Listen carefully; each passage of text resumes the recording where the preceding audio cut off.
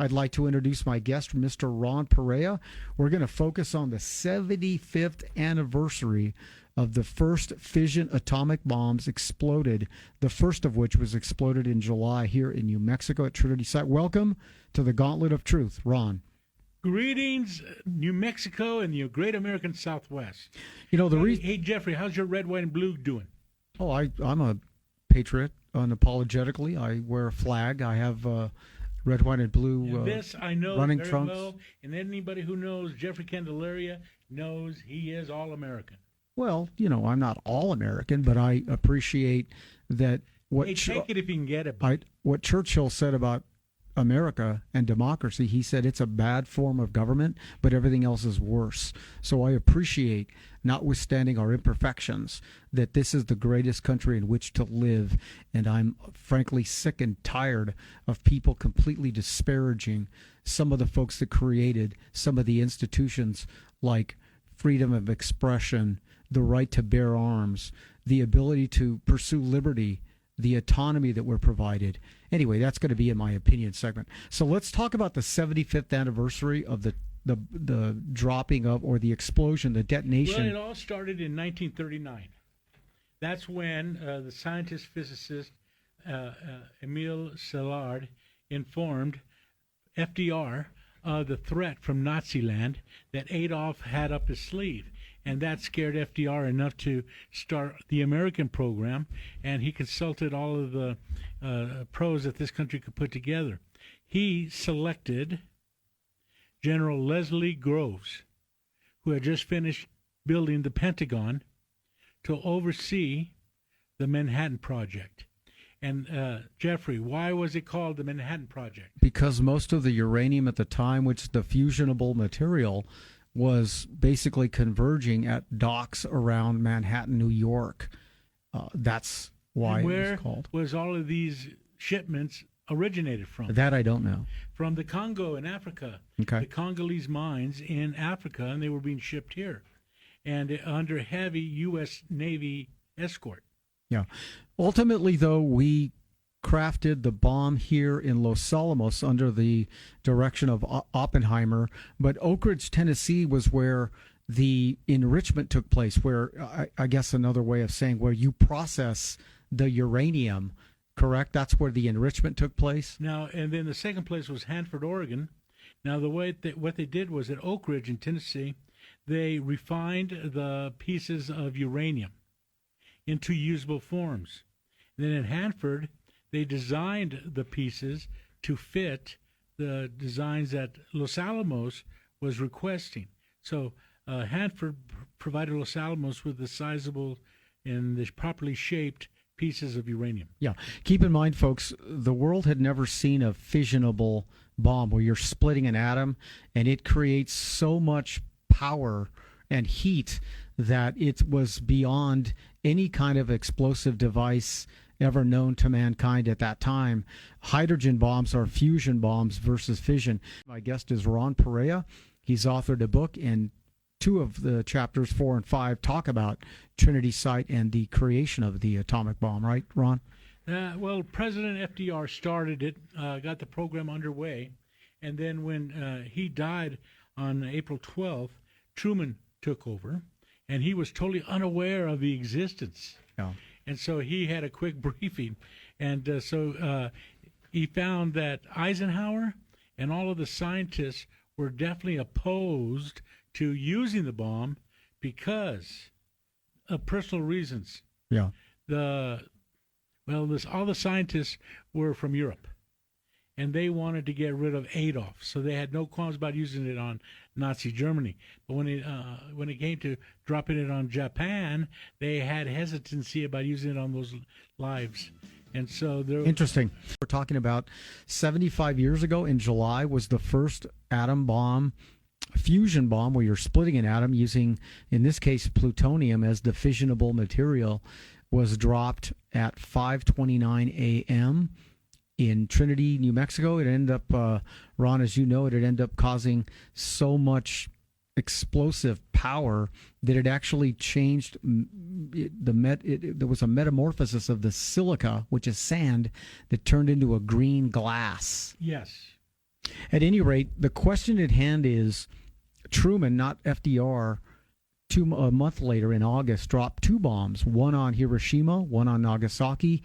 The first bomb was a uranium-235 bomb, and the next 3 or 4 days later, he dropped a plutonium bomb. The question is, remember, it became a moral issue almost after the fact, and people are still debating, should America have dropped 2 bombs, which resulted in over 100,000 Japanese deaths. And remember, the radiation outcomes and effects and consequences thereafter, you had another 200,000 to 300,000 Japanese that suffered the ill effects of that later on. 240,000 is what the count was after 6 months. Yes, but remember the debate on the other side was, if we didn't drop the bomb, that is America, there could have been up to 1 million deaths in terms of an invasion of Japan itself, which was going to be larger than the two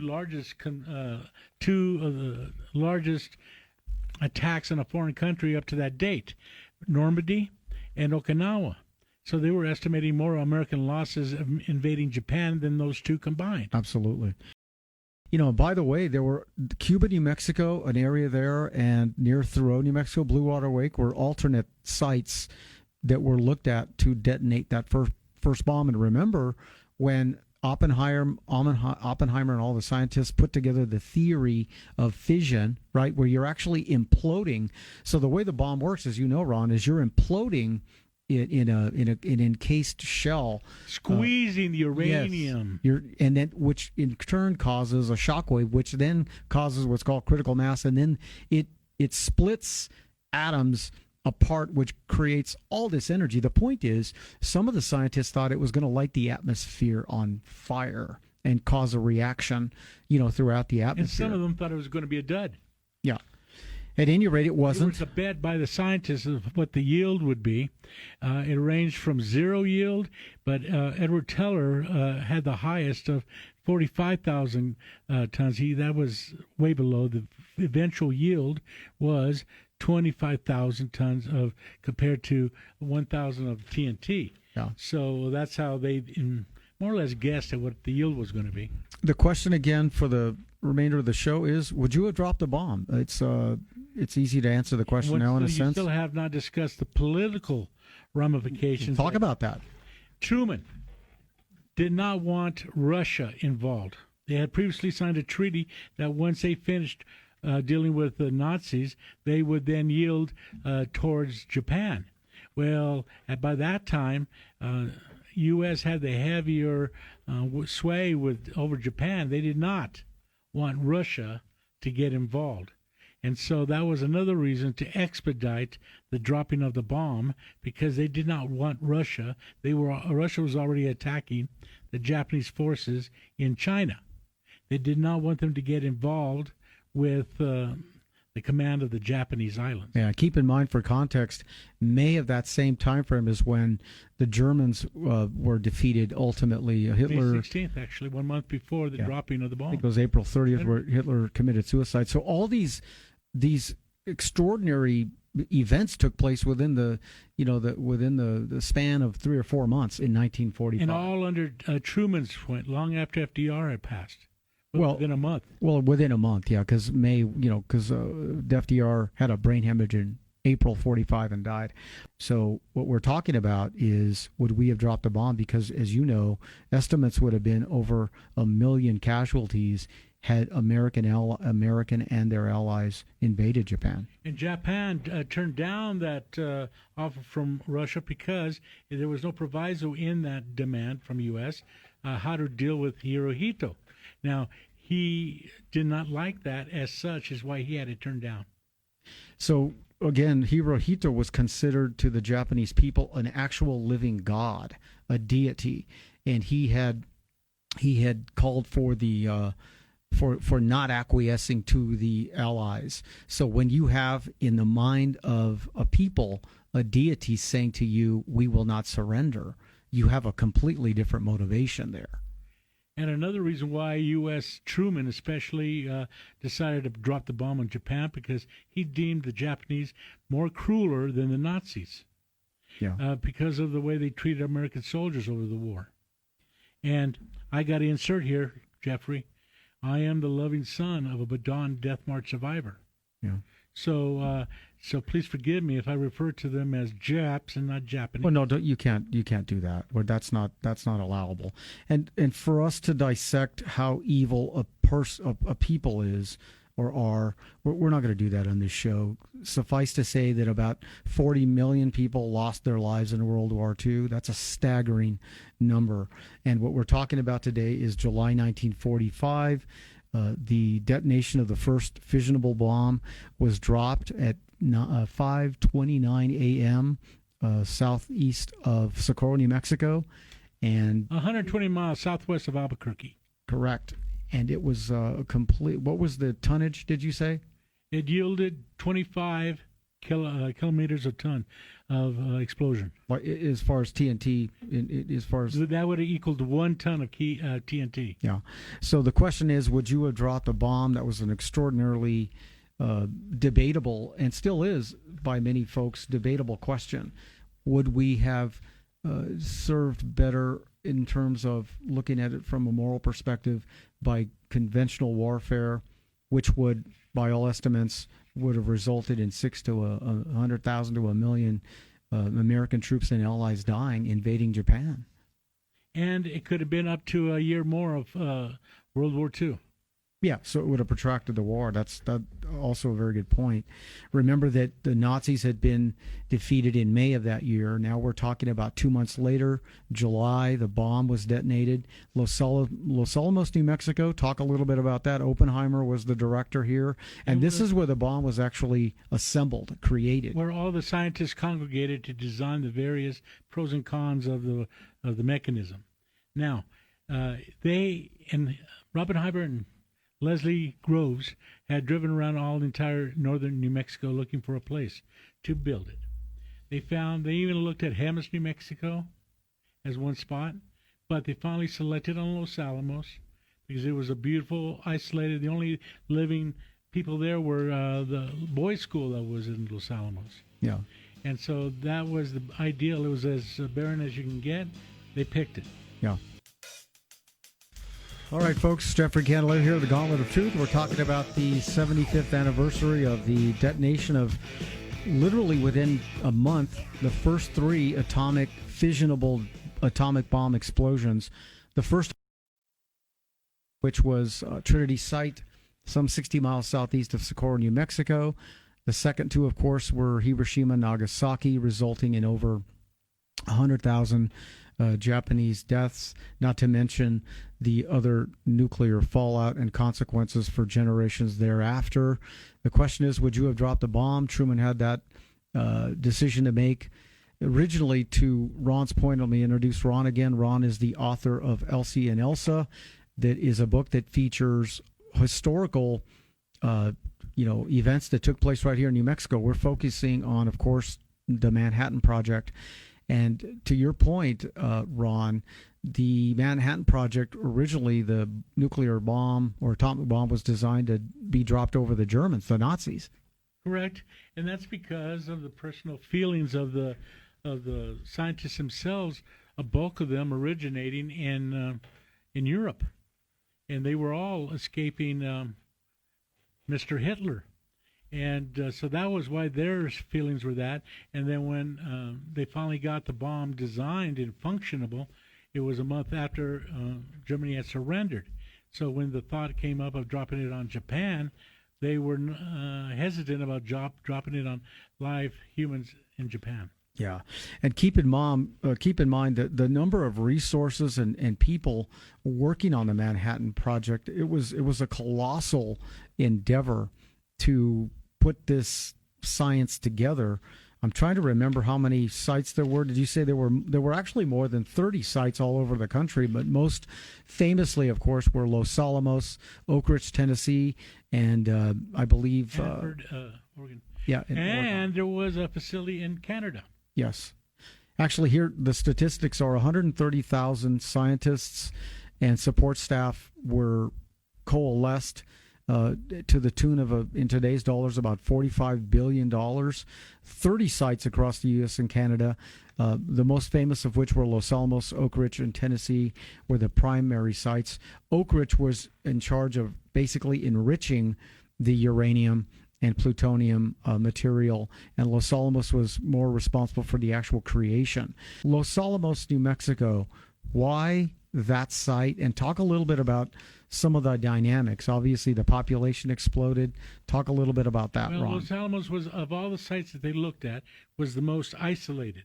You only, for 100 miles, there were the only population was a simple little boys' school. And so that's why they selected there. Now, Robert Oppenheimer, as a kid, and his family always rode horseback through there, so he was already aware of the area. And so they chose that. And within less than a year, they had turned that mountain isolated into a little booming little town with new buildings, streets, and everything. And the average age of the workers there were 25 years old, and then their wives. And so they even would have a population explosion that General Leslie Groves, who ran it, had to tell Robert Oppenheimer to tell the scientists to cool it. They can't control the population. But that didn't work. And so there was a mini population explosion in Los Alamos before the bomb was tested. Yeah. And remember, it wasn't FDR, it was Harry Truman that was responsible for making the ultimate decision to drop both bombs a few weeks after July, the test bomb detonation here in New Mexico at Trinity Site. And remember, Hiroshima and Nagasaki, this is quite interesting as well. Both of those populations were not necessarily combat troop, intense, densely populated populations, but mostly civilian populations, weren't they? Hiroshima, yes, Nagasaki? And there was a special reason why those two were designated. Is because they were the farthest away from any American POW camps that were in slave laborers in Japan. And so that's the key reason why they selected that. They did not select Tokyo because it had already been decimated by the firebombing that was there, and there was no way to really see any purpose there. And also, they did not want to harm Hirohito. And so that's why they did not select Tokyo, but those two smaller towns. And ultimately, the first bomb that resulted in that human devastation was August 6th. I believe it was a B-29 superfortress called the Enola Gay that dropped the bomb from about 18,000 feet, which is essentially twice as high as Sandia Crest here, and destroyed about 6 point some square miles, and about between both bombs being exploded, over 100,000 Japanese, mostly civilians, to your point, were killed. Oh, there was very little military presence in those towns, and pretty much for the first 5-mile radius, they were all decimated. Outside of that 5-mile radius were burns, were the main injury. Yeah, and that stretched out for 20 miles. And again, the idea was by the military and President Truman was to demonstrate the power and might of America with this bomb, meaning you have, if you're a Japanese soldier or that population, you're not going to be able to defeat the might of American allies, America specifically, particularly with this new technology. Wasn't that the thinking? That was the exact thinking. All right. And so that has not come within days. Japan quit. So, Ron, getting back to Los Alamos, you have some interesting stats about the population growth there, and you have, even to this day, that population, you have more PhDs and, nuclear scientists, brain power than almost any concentration in the world, right? And that continues to this day. Yeah. And so, and they specifically recruited them because of their expertise. And the only ones who did not have physicist degrees were the soldiers that were stationed there. And they were outnumbered 4-1 by all of the scientists that were there. Yeah. And again, I want to talk a little bit about Rosenberg. There was some spying going on simultaneous to that. So talk about how Albuquerque played a role into some of this espionage going on. In 1952, Julius and Ethel Rosenberg were executed at the electric chair at Sing Sing prison because of what they oversaw during, what happened here, June 3rd, 1945. Everybody's heard of the Albuquerque Point, the 209 North High Street. Back then it was an apartment house.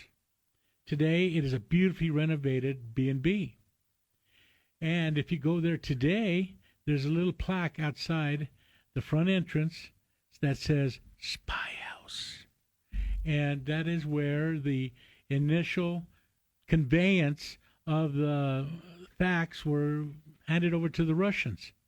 Yes, there are different stories, different espionage events that occurred that helped Russia get the secrets. And a lot of them involve some scientists and all that. But nothing offers specific time, date, place of where these transferences occurred, except at 209 North High Street. You had people that were extraordinarily well educated in science and obviously physics and other disciplines that were coalesced. I think that's the point of Los Alamos. You had that concentration of resource, of brain power from all over the world, right, that resulted in the culmination of nuclear fission, which had never taken place. I mean, think about that. It was only a theory about 10 years prior. I think Einstein was one of the first to talk about a nuclear bomb with then FDR, right, Ron?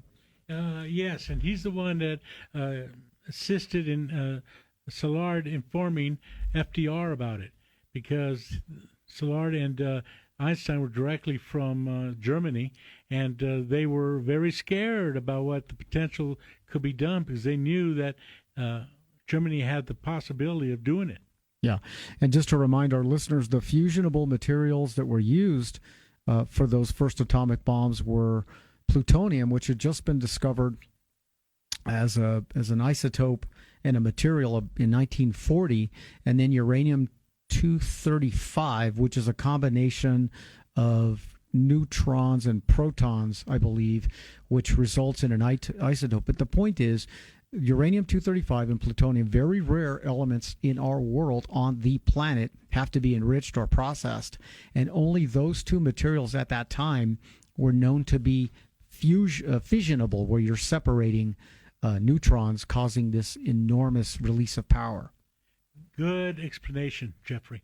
Well, see, I studied that in 8th grade at St. Charles, I remember. I learned that in 5th grade. So since those first three bombs were incepted and created here in New Mexico 75 years ago, Ron, what is our nuclear arsenal like today? Roughly, there were 6,100 warheads available to the American military. They've since cut that down in half with all the treaties and all that. And a lot of those weaponry were decommissioned right here at Kirtland Air Force Base. There was a focus of, that's where they would bring them in to pull the warheads off of the bombs and store them for several decades at the base of the Manzano Mountains in that big inventory warehouse they had there. It's vague right now, the status of that warehouse. I hear pros and cons, so who knows? But that was how they decommissioned. Now we have half the size that we know of. So from those first three bombs generated or configured or assembled here in New Mexico 75 years ago, we had an apex of up to 6,000 nuclear bombs. Yes, and that Los Alamos initially to produce that first Trinity explosion, U.S. had to expend $250 billion to pay for that first experiment. Any sense as to how many bombs, nuclear bombs, Russia has in its inventory? They've exceeded something like 300 warheads. That is, if you believe they're maintaining their signatures on the treaties we have with them. Yeah, and I'm trying to remember the other nuclear powers are India, France, Israel, Pakistan. So there are China, Korea. Yeah, of course, China. So now there are probably 15 countries that we know of that have access to these bombs. And by the way, are these fission bombs, or are they the H-bomb type that are fusion bombs, which are much more powerful? The Do you most know? powerful ones is all they got in this world now. Those are fusion bombs, hydrogen, Hydrogen. thermonuclear bombs. But Okay, it all started to proliferate, I guess is the word, here proliferate. in a little place called Albuquerque because of what happened on June 3rd, 1945. We've all heard of Julius and Ethel Rosenberg. Well, it was Julius and Ethel Rosenberg's brother and sister-in-law. It was Ethel's brother, David Greenglass, and his wife Ruth, who were living at 209 North High Street. They would be together on the weekends. During the week, he was working as a corporal machinist technician in Los Alamos.